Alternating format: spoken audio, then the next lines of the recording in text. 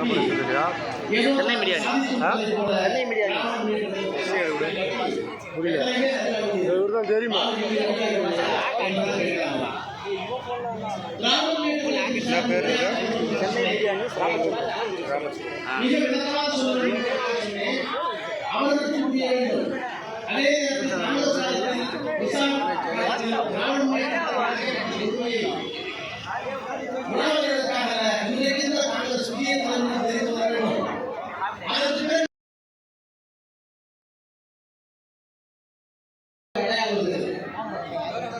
இன்றைக்கே காங்கிரஸ் எங்களுக்கு ஒரு அடையாளம் இந்த வேறுபட்ட அடையாளங்கள் ஒரே இடத்தில் இருந்து அரசியல் சட்டத்தில் எப்படி அடையாளம் ஒரு இடத்திலே சங்கமிக்கிற புள்ளிதான் தமிழ்நாடு.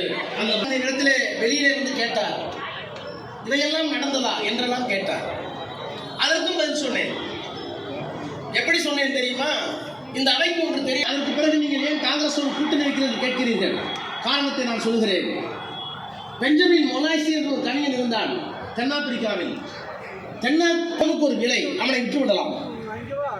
அவர்களை ஒரு கமர்ஷியல் லக்கேஜாக வைத்திருந்தார்கள், வணிக பொருளாக விற்றுக் கொண்டிருந்தார்கள். அப்படியெல்லாம் இருந்த காலத்தில் பிறகு வந்தவர் தான் நெல்சன் மண்டேலா. அந்த நெல்சன் மண்டேலா தன்னுடைய 27 ஆண்டுகளை சிறையிலே கழித்தானே, அந்த காலகட்டத்தில் அவனுக்காக குரல் கொடுத்த ஒரு கவிஞன் பெஞ்சமின் மொனாய்சி. அந்த பெஞ்சமின் மொனாய்சி எழுதிய ஒரு கவிதையில் அவருடைய ஒத்துழைப்பை பெற்று அனுமதியை பெற்று 2 நாட்கள் 3 நாட்கள் 4 நாட்கள் விசாரிப்பதற்கு அனுமதி பெற்று அதற்கு பிறகு கொண்டு போய் நீதிமன்றத்தை நிறுத்த வேண்டும். அப்படி பெண்ணாக இருந்தால் அந்த நாட்டினுடைய சட்டம் என்ன சொல்லுகிறது என்றால், அந்த பெண்ணுக்கு ஏதாவது கொடுமை நிகழ்த்தப்பட்டதா போலீஸ் ஸ்டேஷனில், காவல் நிலையத்தில் என்று விசாரித்து எழுத வேண்டும். நீதிபதி கேட்கிறார். அந்த பெண்ணை கொண்டு போய் நிறுத்துகிறார்கள். பக்கத்திலே 4-5 காவலர்கள், கையிலே லத்தி இருக்கிறது.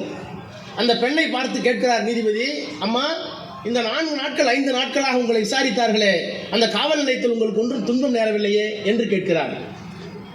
நம்மளும் அப்படிதான் சொல்றோம், அடியெல்லாம் வாங்குறோம், உதையெல்லாம் வாங்குற யாரும் சொல்றதில்லை. இந்த ஆட்சியில் இல்லை, அந்த ஆட்சியில்.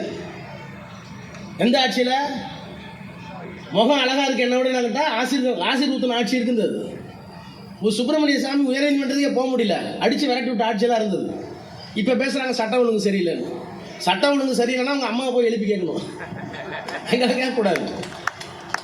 அப்போ அந்த பெண் கவிஞரை பார்த்து, உனக்கு நான் சட்டமன்றத்தில் காவல் நிலையத்தில் ஏதாவது கொடுமை நிகழ்ந்ததா? அந்த பெண் சுற்றுமுற்றும் பார்க்கிறாள். போலீஸ்காரர்கள் கண்களால் மிரட்டுகிறார்கள். அவள் சொல்லுகிறாள் நீதிபதியத்தில், எனக்கு எந்த கொடுமையும் நடக்கவில்லை.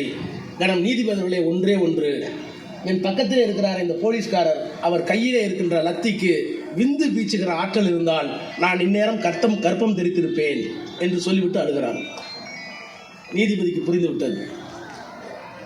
இதே மாதிரி முழு நாடாளுமன்றம் ஸ்தம்பித்தது அந்த கவிதையை கேட்டுவிட்டு. 1 நிமிடம் நிறுத்தினேன் நாடாளுமன்றத்தில்.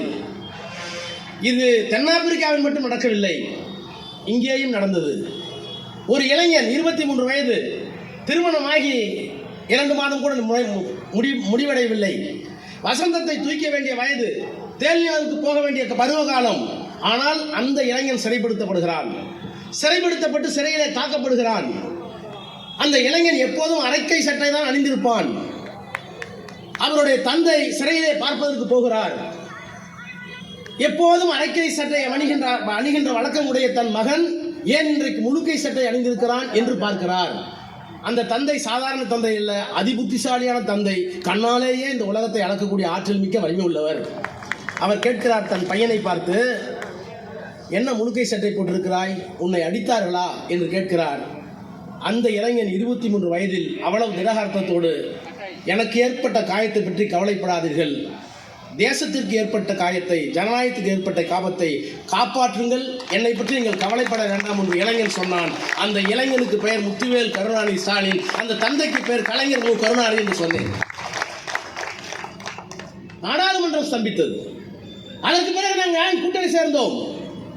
இந்த தவறுகளுக்கெல்லாம் இந்திரா காந்தி நேரடியாக பொறுப்பேற்க முடியாது. அவர் கொண்டு வந்த சட்டத்தின் பெயரால் இங்கே இருந்த ஒரு போலீஸ் அதிகாரி செய்தார். இந்த கொடுமலை எல்லாம் செய்த நேரத்தில் மீண்டும் எங்களோடு கூட்டணியை வைத்து இதே கடற்கரையில் வந்து நடந்த தவறுகளுக்கெல்லாம் மனம் திறந்த பகிரங்கமான மன்னிப்பை கேட்டார்.